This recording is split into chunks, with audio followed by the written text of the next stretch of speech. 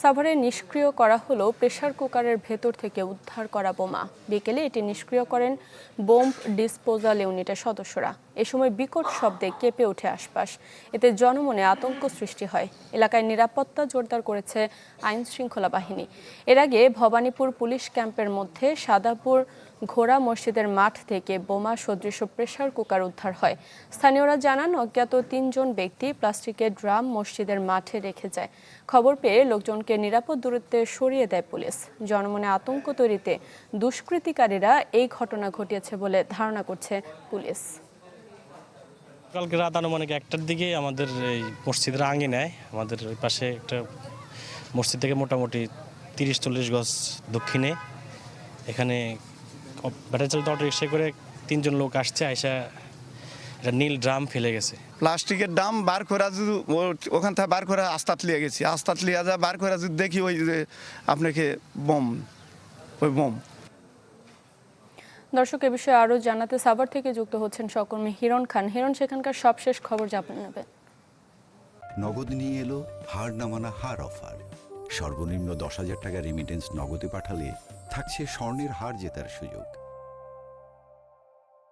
দেখুন শারমিন, রাত থেকে কিন্তু আসলে এই এলাকাটিতে আতঙ্ক বিরাজ করে, বোমের আতঙ্ক। অর্থাৎ এই যে আমি যে জায়গাটিতে দাঁড়িয়ে আছি, ঠিক তার পিছনে একটি মাদ্রাসা রয়েছে, জামিয়া ইলমুল ইলাহ সোসাইটি মাদ্রাসা। সেই মাদ্রাসার ঠিক সামনের যেই জায়গাটি রয়েছে সেইখানে কিন্তু আসলে রাত্রের আনুমানিক 9টা থেকে 10টার দিকে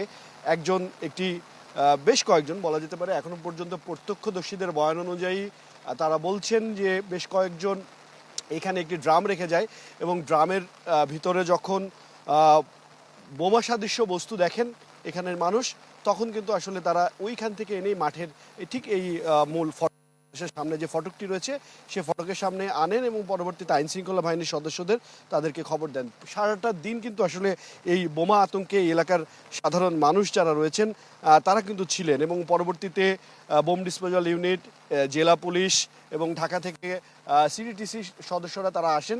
এসে এখানে প্রথমে পুরো এলাকাটি আসলে তারা নিরাপত্তার চাদরে মুড়ে পরবর্তীতে এখন থেকে প্রায় 1 ঘন্টা থেকে 1.5 ঘন্টা আগে তারা এই বোমাটি এই সামনে নিষ্ক্রিয় করেন এবং সবথেকে বড় বিষয়টি সেটি হচ্ছে এই বোমার ভিতরে যে স্পিন্টারগুলো ছিল, বিকট শব্দে আসলে এই বোমা নিষ্ক্রিয় হয়েছে এবং এই স্পিন্টারগুলো এই মাদ্রাসার প্রতিটি গ্লাসে কিন্তু আসলে আঘাত এনেছে। আমরা দেখতে পাচ্ছি যে বেশ কয়েকটি গ্লাস খুলে পড়ে গেছে এবং গ্লাসে সেই আঘাতের চিহ্ন কিন্তু আমরা দেখতে পাচ্ছি। আমাদের সহকর্মী অপু ওহাব তিনি সকাল থেকে আসলে এই বিষয়টি ফলো করেছেন, এই পুরো প্রক্রিয়াটিতে তিনি ছিলেন।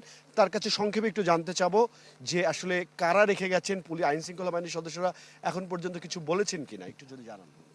আসলে আজকে যে এই ঘটনাটা সকালে আমরা 8টার দিকে এই ঘটনাটা প্রকাশ্যে আসে, এখান থেকে 999 কল করা হয়, তারপরে আসলে পুলিশ প্রশাসনের পক্ষ থেকে পুলিশ আসে, তারপর অন্যান্য ইউনিট আসে। এর আগে কিন্তু গত রাতে সাভারের হেমেদপুর এলাকায় আরেকটি ঘটনা ঘটে, সেখান থেকে 5টি ককটেল উদ্ধার করা হয়। আরও 1 সপ্তাহ আগে সাভারের আশুলিয়া থেকে কিন্তু সেম এখানে যে বোমাটি একটি আপনার প্রেশার কুকারে পেয়েছি, আসলে তো সেম একই রকম একটি বোমা উদ্ধার হয়েছে। তো এই সমস্ত বিষয় নিয়ে আসলে পুলিশ কোনো কথা বলেনি, কে রাখে গেছে বা কী ধরনের বোমা, বিস্ফোরণের পরেও তারা বলেনি। শুধুমাত্র আজকে যে বিস্ফোরণ হলো এর আগে কিন্তু 1 কিলোমিটার দূরে, চারপাশে 1 কিলোমিটার জায়গা আসলে সরিয়ে দেওয়া হয়েছে লোকজনকে, কাউকে বাড়িঘরেও লোকজনকে থাকতে দেওয়া হয়নি।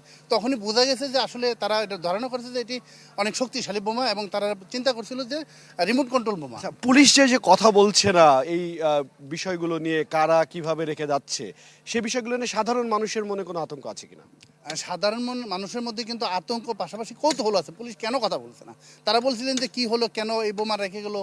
সিসিটিভির ফুটেজ এখানে যেটি রেখে গেছে, এখানে সিসিটিভির ফুটেজও আছে, সেখানে যদিও স্পষ্ট না, চেহারা স্পষ্ট না, পুলিশ যেটা বলছিল স্পষ্ট, লোকজন বলছিল স্পষ্ট না, কিন্তু কেন পুলিশ কথা বলছে না, কি সম্ভাবনা। তবে পুলিশ, আমরা সকালে যখন লাইভ করি তখন এখানকার যে সাভারের যে তদন্ত কর্মকর্তা, ইন্সপেক্টর তদন্ত, তিনি সরাসরি কথা বলেছেন। তিনি বলছেন যে জননিরাপত্তায় তারা কাজ করছে, এলাকার যে জনগণ রয়েছে তাদের নিরাপত্তার জন্য পুলিশ পর্যাপ্ত পরিমাণে কাজ করছে। এটি কিন্তু নিশ্চয়তা। ধন্যবাদ আপনাকে। যেমনটি শুনছিলেন যে আইন শৃঙ্খলা বাহিনীর সদস্যরা আসলে নির্বাক হয়ে আছেন এবং তিনি বলছিলেন এবার না একাধিকবার আসলে গত এক সপ্তাহ ধরে 3টি জায়গায় আসলে বোমার এমন উপস্থিতি আসলে পাওয়া গেছে এবং এই যে সাধারণ মানুষ তারা কিন্তু আতঙ্কিত রয়েছেন এবং তারা একটু হলেও তারা চেষ্টা করছেন যে কৌতূহল তাদের কাছে যে এই বারবার এই ঘটনাগুলো ঘটছে, সিসিটিভি ফুটেজ রয়েছে এবং আইন শৃঙ্খলা বাহিনীর সদস্যরা তারা কিন্তু আসলে এখনো পর্যন্ত কিছু বলছেন না কারা কিভাবে রেখে গেছেন, সেই বিষয়টি কিন্তু নিয়ে উদ্বেগ এবং উৎকণ্ঠার মধ্যে রয়েছেন এখানে সাধারণ মানুষ। এই ছিল এখান থেকে সর্বশেষ। শারমিন। হিরণ, ধন্যবাদ আপনাকে। দর্শক, সাভার থেকে যুক্ত হয়েছিলেন আমাদের সহকর্মী।